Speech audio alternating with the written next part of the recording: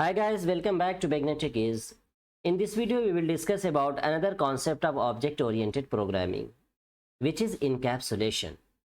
So what is encapsulation? If we refer the official document, so we will get this definition. Encapsulation describes the ability of an object to hide its data and methods from the rest of the world. In other words, like wrapping code and data together into a single unit. It means we can encapsulate the data and methods into a single class. So data member will not be accessible from the outside of the class. This is encapsulation. If you look at this example, so here we can see different type of capsules, right? So each capsules is an example of encapsulation. Like in the single capsule, there could be multiple medicines. So all the medicines are encapsulated into a single capsule. So this example we can refer as a real-time example of encapsulation. So encapsulation is nothing but wrapping the data member and member function into a single unit. Or other words, we can simply say method plus data. Method plus data will be wrapped in a single unit, which is referred as a encapsulation, right? So let us go through the technical example so that we can understand the encapsulation, right? So let me create a different package over here.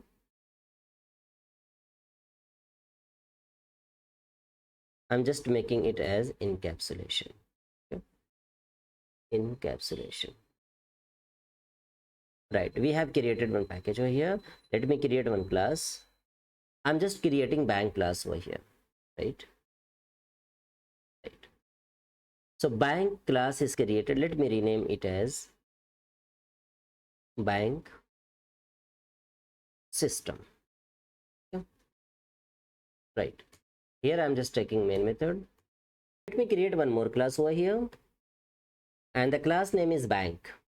Okay, right. So here I'm just adding one data member, and that is balance. Balance is equal to 10. Okay, right. Now from the bank system, I'm just creating the bank object. Bank is equal to new bank, right? This way we can create object, and I'm trying to access the bank dot balance. Let me just make it bank dot balance. Right, so here we have added this balance data member, right? So we have not declared any access modifier for this balance data member. So by default, it will take default access modifier, right? So from the bank system class, this is the another class. This is the another class. We have created bank object, and through the bank object, we are trying to access the balance. It means we are trying to access the balance from the another class, right? So here we can see, like since there is a default access modifier, and the package of these two classes are same, bank system and bank. The package of these two classes are same. So that is why we are able to access this balance from the bank system. Okay, let me just move this bank class into the, or else let me just move this bank system into the another package. Okay, let me just move this bank system into another package. Okay, I just moved this bank system into another package. Let's see what is the issue, right? See, so here we are unable to access balance data member, which is in bank class, right? These two classes are in different packages, so we are unable to access this balance, right? But if we see here, if we make this as public, okay, so in that case, if we make this it as public, so in that case we are able to access the balance, right? So we have made the bank, like we have made the balance as a public data member. So this is not a secure, like we should not be a, we should not expose the balance of anyone, right? So we have to secure this balance, because we are able to access this balance from the another class. Bank system is different class, bank is different class. We have created bank object here, and we are able to access the balance, which is not recommended, which raises security concern, right? So in that case we have to make this public as private, right? If we made this public as private, then what? So in that case we will be unable to access the balance, because we made the balance as a private. If we made any data member, any variable as a private, so that variable will not be accessible from outside of this class. So this balance is existing in bank only, right?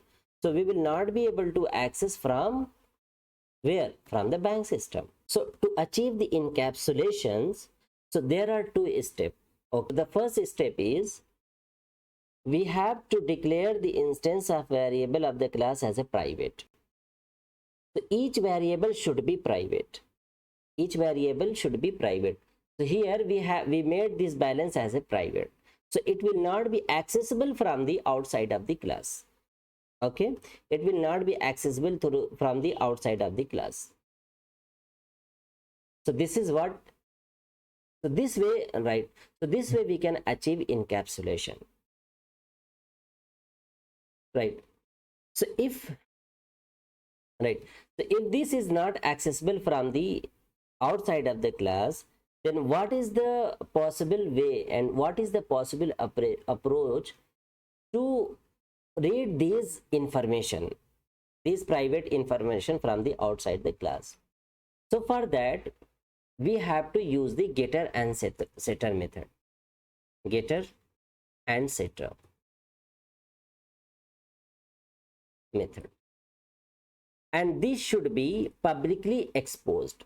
So this is another step to achieve the encapsulation in any Java class.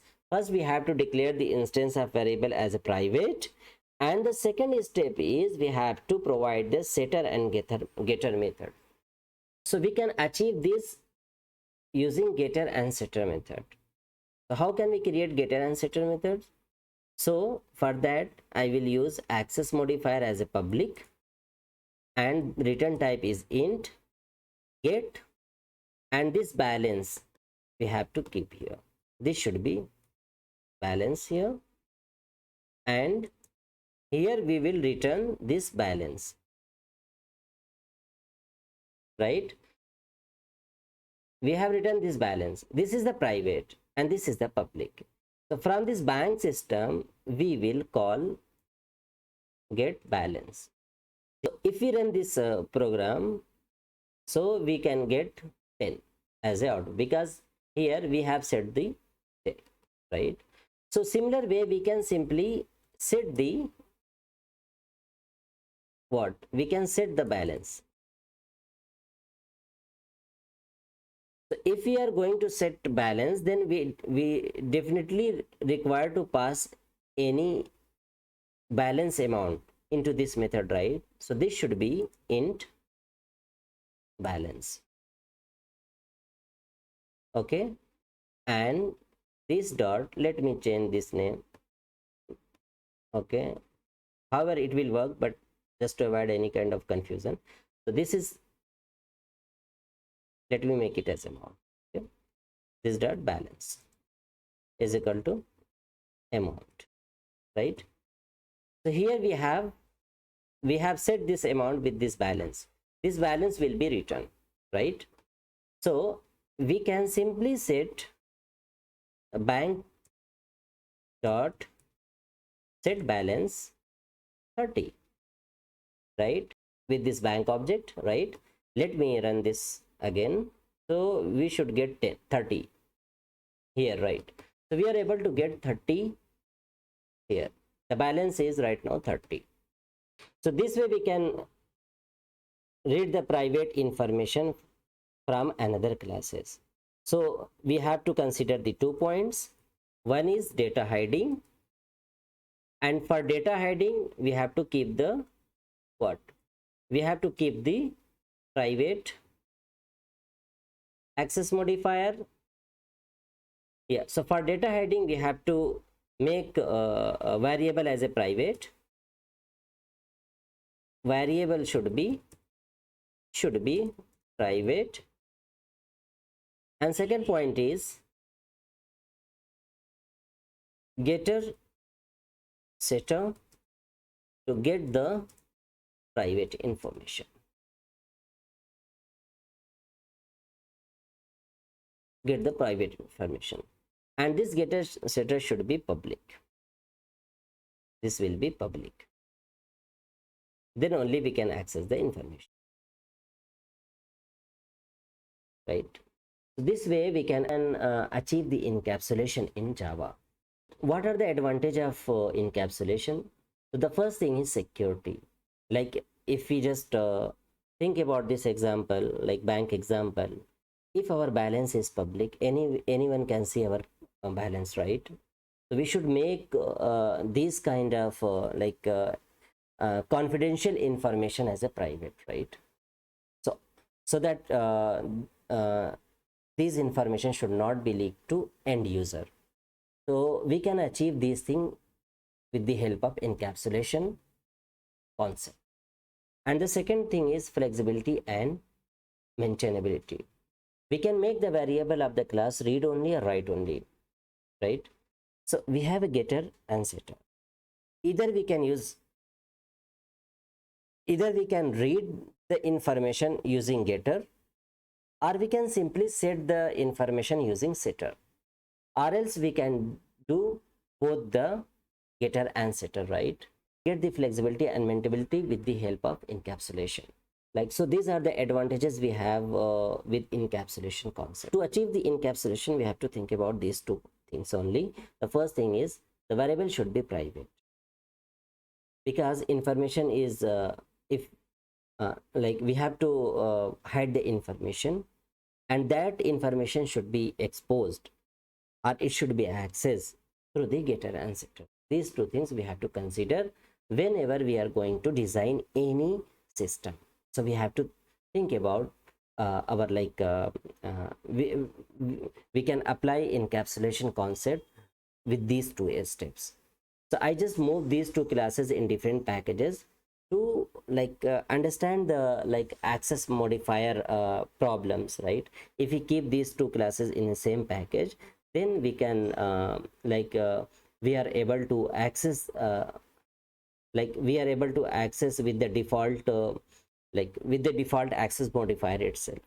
So that's why I just moved these two classes into two different package. We can keep these two classes in the same package, but we have to always consider the variable should be private. That's it, right? Right. So this is what for encapsulation. In the next video, we will discuss another concept of object oriented programming. Thank you for watching. See you. Bye bye.